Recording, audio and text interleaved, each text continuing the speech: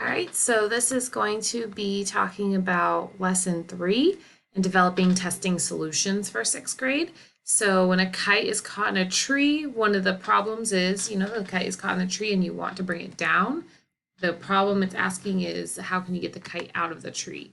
So we've learned about criteria and constraints. So now we can talk about what that would be for this. So the criteria is that we want the criteria is that we want to, or that is that I want to get the kite out of the tree without damaging it. The constraint is that I only have so many tools, materials, and time to get it out of the tree. All right, there's our criterion constraint. How might the material affect the solution of retrieving it? So if the material can be easily ripped by the branches, I will have to be a lot more careful and take a lot more time getting the kite down than if the kite is made out of strong materials. There we go. That affects what my solution is going to be, absolutely. Okay, we're going to do exploration 1, developing solutions. Not always one clear way, so you kind of have to decide. You take many different directions and then decide on the solution that works best, and brainstorming something you've been doing in school since you were a kid, just working with others to figure out what's most important to you and what's most important to them, and then creating a solution somewhere in the middle. So if you're trying to find a solution, so right now the problem, I'll go up to the problem again. You're doing a field trip and you have to analyze water quality, and you can't just drive right into like the stream and the river area, so you're going to have to carry all that equipment. So how are you going to carry all that equipment to the river? So how is important that it's easy for a student to use, carry, or hold on to? Very important. I won't say one. It is the most important because if the equipment breaks, there is no experiment. Okay, must not damage the electric equipment. Ooh, actually, I'm gonna make that most important. Let's put this number 2. It is very, very important. Oops. It is very important because if the equipment breaks, there is no experiment. It is the most important because there will be no experiment and even more damage to have to deal with than dropping just one part of the experiment. Right? You can go back on the video if this is too fast for you, or you could pause it. But basically, you can't damage electronic equipment. That's the most important because then there's going to be no experiment. There's going to be even more damage than if you couldn't hold it and you kind of dropped it. I mean, this is saying you damaged it. Dropping it doesn't necessarily mean damage, but this is saying if you damage it. That's really important. It's number 1. It must be reusable. That's more important than how much it costs, but it's not as important as not being damaged. So really, I'd say this is number 3, this is number 4, this is number 5. So this is important for the environment, but not as important to make sure the study happens. Right, you can still have a study even if the materials are not reusable. Must be inexpensive. This is the least important. It would be nice for the equipment to be cheap, but it's the smallest priority. All right, and then must not be damaged for use by being used on a rocky trail. That's pretty important. You do not want it to be damaged. This is important because if damaged, then there will be no experiment. Right, so you have to make sure it's something students can hold, they can walk with the whole time, and be successful. So you guys have discussed it. You decide that you're going to take a janitor hand-pulled metal wagon. So you test it, but then all the equipment is starting to get dented at the bottom. So how do we fix that problem? So the class will have to readjust their ideas. They will need to put the equipment somewhere other than the bottom of the wagon. Something that could help is to put padding or jackets on the metal bottom, and then the equipment can go on the top. Right? Because then it won't dent. It's not going to break because you're putting it on top of padding, which is covering it. Okay, brainstorming you guys have done all your life, just trying to figure out a better solution with other people involved. That's like every group project you've done. The goal of brainstorming is to generate a number of possible solutions. What are advantages of brainstorming? Can multiple ideas increase the chance of a solution? Yes, that's why we do group projects. Larger groups can reach a conclusion to a solution faster. Sometimes not. Honestly, like when you guys do group projects, you guys get frustrated because it takes longer to get to a solution. So you don't get to the solution faster.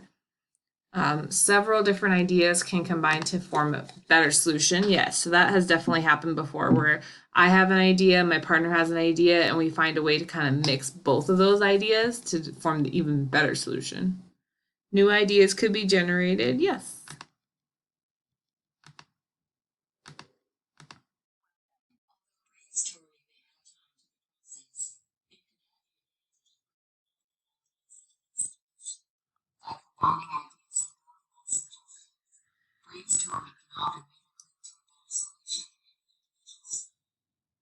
Suggestion. All right, so all ideas in a brainstorming can have background information and do background research. To make a decision, you have to look at all different aspects of trying a solution, and that is when this decision matrix comes in. They're going to give an example of the different matrix. So this is a matrix, and you kind of like, this is your criteria. This is what's important to have a really awesome soup container. And then you kind of decide, well, what's most important to you?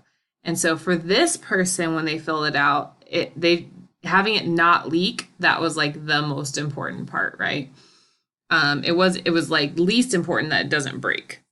Okay, so then they looked at a plastic container and kind of judged it based off of that, and a foam container and a glass jar and a plastic zipper bag, and kind of like decided, hey, which one has the highest of what I'm looking for, and decide on the plastic container with the screwed on lid.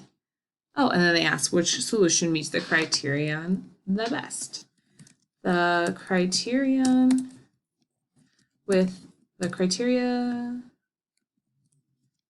that has the highest score is usually what meets the criteria best.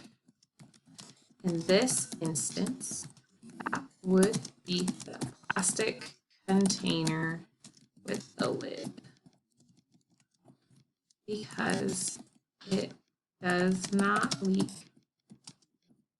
at all, and it is mostly easy to use. So that's what they said was really important to them, that it's easy to reuse. Oops, let's say mostly easy to reuse. That was what was most important to them, and that was the highest here. so that it's easy to reuse and it doesn't leak. Plastic container with the screw-on lid.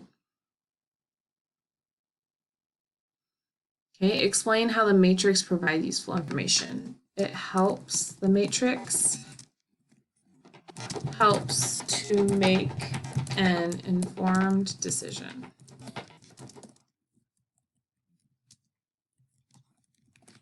Basically, that's how it helps. You're kind of looking at everything and making sure they all come together to make the best decision.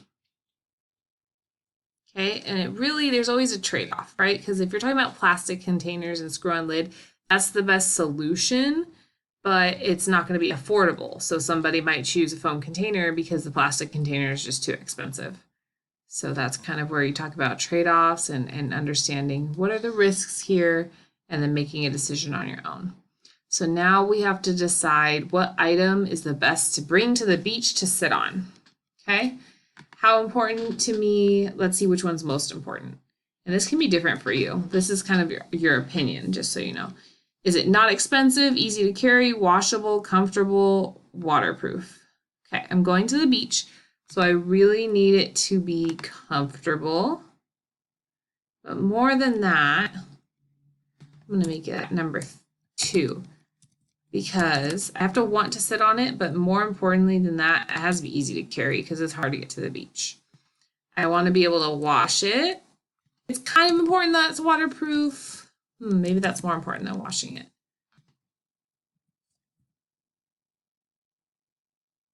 Ooh, their criterions 5 is the best, so let's do it that way. 5, 4, 3,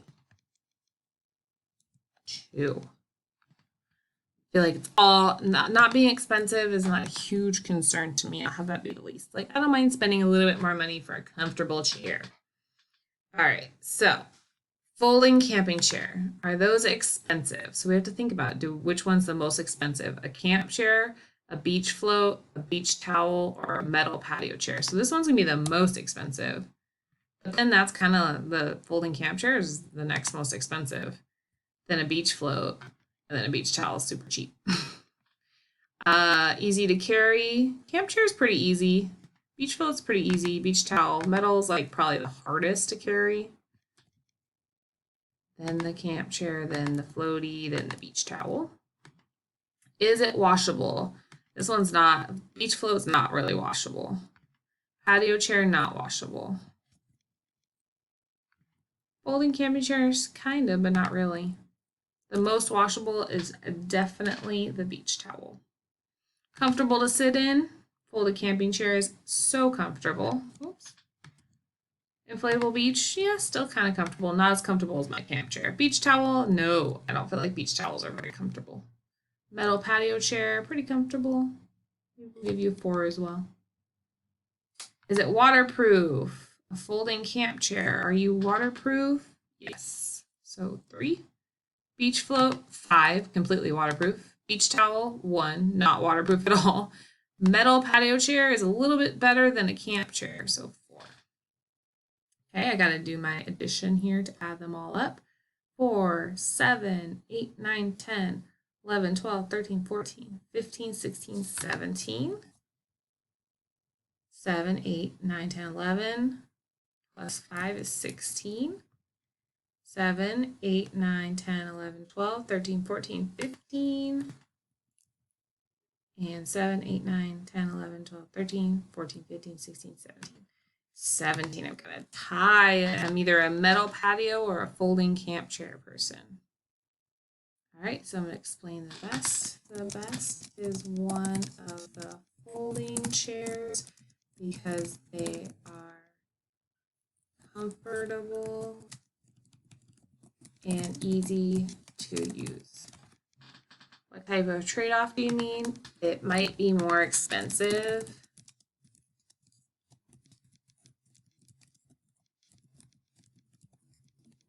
But it is still the most comfortable. So I will make that trade-off. Okay, that's going to be everything for exploration 1, and we're going to do a new video for exploration 2.